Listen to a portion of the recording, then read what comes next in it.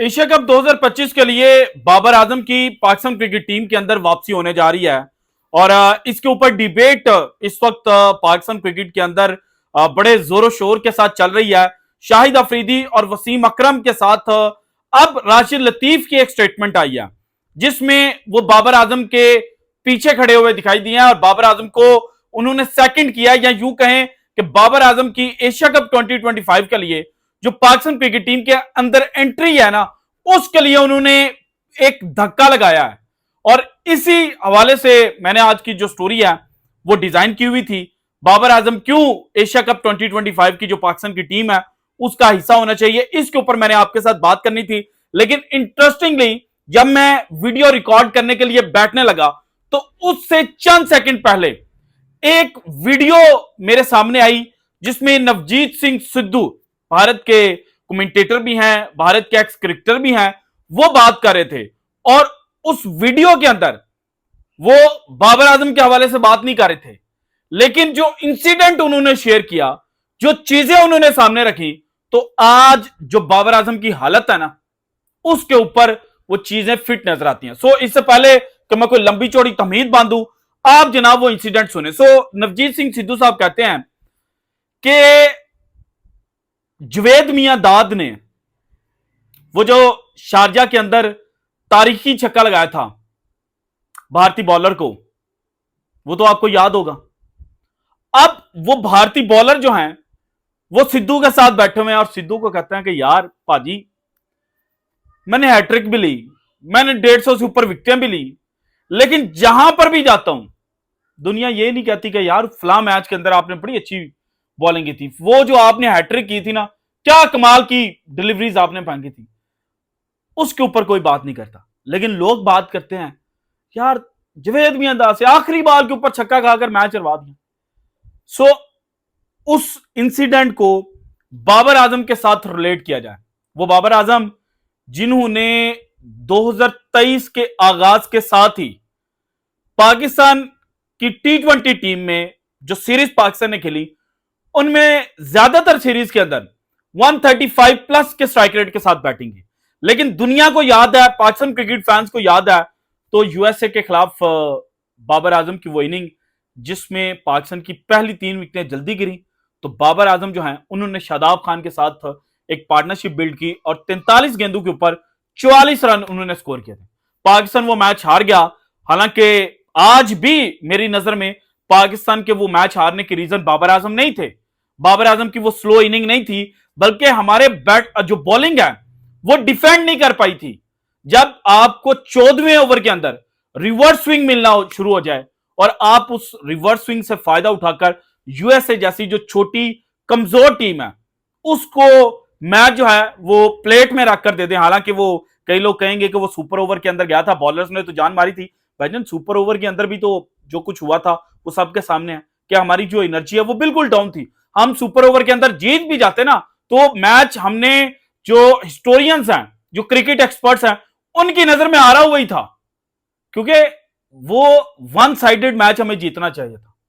अगर one sided नहीं तो कम से कम हमें 20-25 रन के मार्जिन से वो मैच जीतना चाहिए था। लेकिन हमारी बॉलिंग लाइनअप इतनी कमजोर निकली कि हम 160 रन का जो टारगेट था वो डिफेंड नहीं कर पाए और हमारी बॉलिंग लाइनअप का जो सारे का सारा गुस्सा निकाला गया वो बाबर आजम की उस इनिंग के ऊपर निकाला गया जिसमें बाबर आजम जो है उन्होंने 43 गेंदों के ऊपर 44 रन स्कोर किए।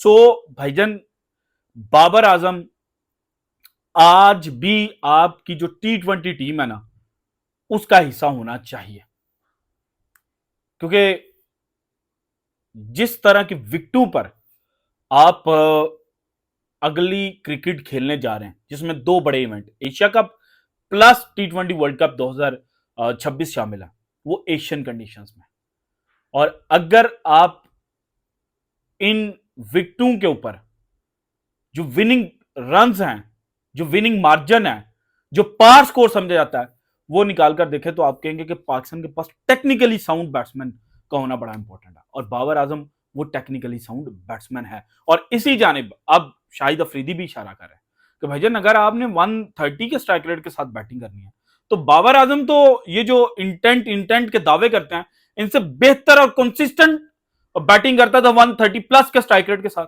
सो बाबर आजम को फिर पाकिस्तान टीम के अंदर होना चाहिए। वसीम अकरम वो भी सेम बात कर रहे हैं कि बाबर आजम को आप कैसे जनाब पाकिस्तान क्रिकेट टीम से साइडलाइन कर सकते हैं। और सबसे बड़ी बात कि राशिद लतीफ ने यह बोला कि अगर आप 9वें नंबर की रैंक टीम है और आप बाबर आजम जिसने आपके लिए हजारों रन स्कोर किए उसको बाहर बिठाकर सलमान अली आगा जिसकी 350 हैं उसको कप्तानी देकर कह रहे हैं कि ये पाकिस्तान क्रिकेट का मसीहा है, तो भाईजान आप एमक्यू की जो दुनिया है ना उसके अंदर रह रहे हैं। और मैं इस चीज से एग्री करता हूं। सलमान अली आगा आज सबकी आंखों का तारा जरूर है, लेकिन सलमान अली आगा का कैलिबर बाबर आजम से बड़ा नहीं है। ये मैं आपको बता दूं, जो चीज हमारे सामने प्रेजेंट की जा रही है ना, Salman Ali Agha the saviour, Salman Ali Agha the saviour नहीं है।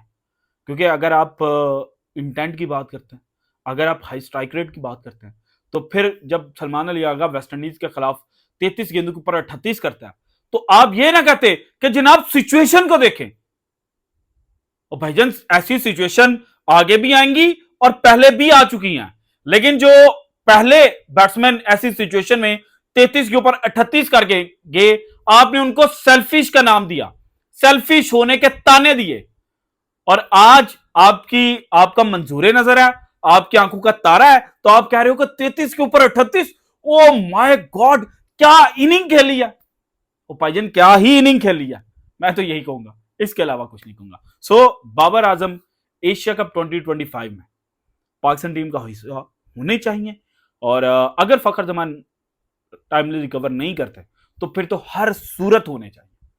ये जनाब आप आज ही पेन डाउन कर लें। और जो चीजें सामने आ रही हैं उनमें ये इंडिकेशंस मिली हैं कि बाबर आजम जो हैं उनको पाकिस्तान टीम के अंदर जो जगह है एशिया कप 2025 का जो स्क्वाड है उसके अंदर जगह मिलती हुई दिखाई दे रही है। अब आते हैं जनाब दूसरे टॉपिक्स की जानिब। और सबसे पहले आप सबसे गुजारिश है कि अगर आपने यहां तक वीडियो को देख लिया और अभी तक आपने चैनल को सब्सक्राइब नहीं किया तो चैनल को सब्सक्राइब कर दें, घंटी वाला बटन दबा दें ताकि हमारी हर नई आने वाली वीडियो जो है वो आप तक बर वक्त पहुंच सके। और इसके अलावा अगर आपको वीडियो पसंद आ रही है तो लाइक एंड शेयर लाजमी कीजिएगा और कमेंट सेक्शन जो है वहां पर अपना फीडबैक लाजमी शेयर किया करें। और अगर आपको लगता है कि बाबर आजम की पाकिस्तान टीम के अंदर जगह नहीं बनती या बनती है तो दोनों सूरतों में कमेंट सेक्शन के अंदर अपनी कीमती राय जो है वो शेयर करें। अब आते हैं जनाब जो दूसरी स्टोरीज है, पाकिस्तान वर्सेस वेस्ट इंडीज पहला ओडीआई मैच कल पाकिस्तानी वक्त के मुताबिक रात 11 बजे शुरू होगा।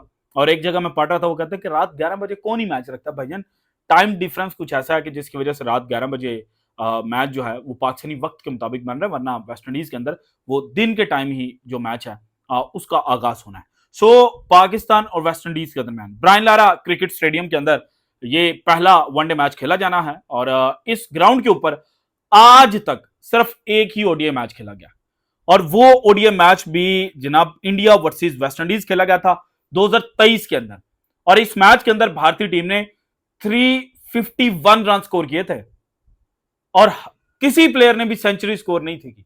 ये भी इंटरेस्टिंग फैक्ट है कि 351 रन स्कोर किए लेकिन किसी प्लेयर ने भी जनाब जो सेंचुरी है वो स्कोर नहीं की थी। और जो हाईएस्ट रन थे वो शुभमन गिल के थे 85, जबकि हार्दिक पांड्या ने 70 रन की इनिंग खेली थी 134 के स्ट्राइक रेट के साथ। और इसके बाद संजू सैमसन जिनके हवाले से आजकल खबरें चल रही हैं कि इनको भारत के एशिया कप की टीम में जगह मिलेगी या नहीं, वो जनाब मौजूद थे और उन्होंने 51 रन स्कोर किए थे 124 के स्ट्राइक रेट के साथ। और सूर्य कुमार यादव ने 30 गेंदों के ऊपर 35 रन स्कोर किए थे। और in reply to India 351 West Indies सिर्फ और सिर्फ 150 रन स्कोर कर पाया था और 200 रन के मार्जिन से भारत जो है उसने ये मैच जीत लिया था। और इस मैच के अंदर भारत की जानिब से जो मीडियम पेसर्स हैं उन्होंने की रोल प्ले किया था, यानी कि उन्होंने जो वेस्ट इंडीज की बैटिंग लाइनअप थी ना उसके ऊपर खर्चे उड़ाए थे।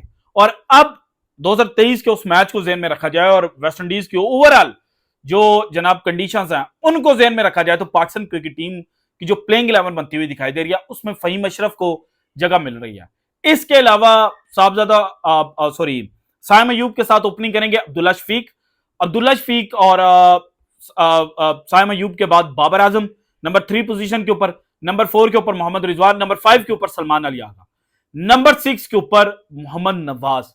ये पाकिस्तान के लिए टॉप 6 बैट्समैन के तौर पर खेलते हुए नजर आएंगे।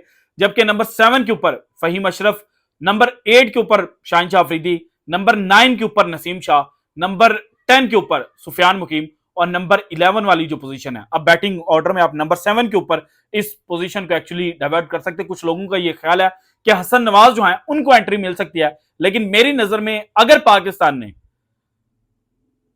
कंडीशंस को जेन में रखना है तो देन हुसैन तलत एक बेहतरीन चॉइस हो सकते हैं।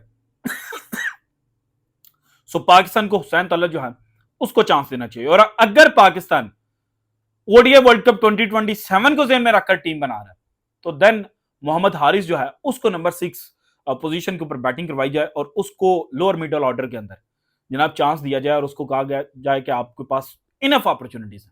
जब तक हमें नहीं लगेगा ना कि जनाब आपके अंदर दमखम नहीं है, तब तक आपको टीम से बाहर नहीं किया जाएगा।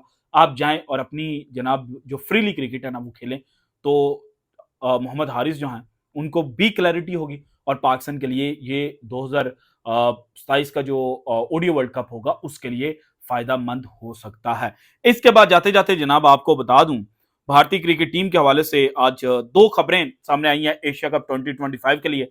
भारत का स्क्वाड क्या होगा इसमें? जनाब भारत के लिए सबसे बुरी खबर यह है कि ऋषभ पंत T20 टीम से आउट हो चुके हैं और जो उनका पांव फ्रैक्चर हुआ था उसकी वजह से वो कम से कम 6 वीक्स की जो क्रिकेट है उससे दूर हो गया है। सो दैट मींस के पंत साहब जो हैं वो अब एशिया कप 2025 की जो भारत की टीम है उसका हिस्सा नहीं होंगे। और पंत के जो T20 क्रिकेट के अंदर स्टैट्स हैं, जो रन है ना, वो अगर निकाले जाए तो वो कुछ ज्यादा बेहतर नहीं है, लेकिन पंत का जो माइंड है वो चूंकि एब्सेंट होगा तो भारत के लिए यह नुकसानदेह बात है। और पंत के जो बल्ले से रन हैं चाहे वो कम निकले हैं, लेकिन पंत के क्रेडिट पर T20 वर्ल्ड कप 2024 है। वो T20 वर्ल्ड कप जो भारत हार चुका था फाइनल, लेकिन एक छोटी सी ब्रेक जो पंत के दिमाग ने काम किया कि जनाब मुझे मोमेंटम को जरा स्लो डाउन करना चाहिए, मुझे जनाब ये जो पेस के साथ साउथ अफ्रीका आगे बढ़ रहा है ना, इस पेस को थोड़ा सा जनाब इसके आगे ब्रेक लगानी चाहिए। तो उन्होंने एक फेक इंजरी का बहाना किया और उस फेक इंजरी के बाद मोमेंटम जो है वो शिफ्ट हुआ था और साउथ अफ्रीका जनाब 30 गेंदों के ऊपर 27 रन जीतने के लिए चाहिए थे। 2 सेट बैट्समैन खेल रहे थे लेकिन वो 27 रन चेज नहीं कर पाए थे 30 गेंदों के ऊपर।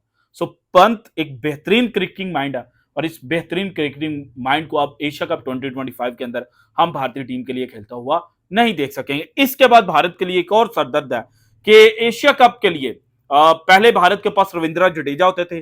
वो एक ऑटोमेटिक चॉइस थे क्योंकि वो बॉलिंग भी करते थे, बैटिंग भी करते थे और गन फील्डर भी थे। लेकिन अब चूंकि वो T20 क्रिकेट से रिटायरमेंट अनाउंस कर चुके हैं तो उनकी जगह पर किसको खेलना चाहिए?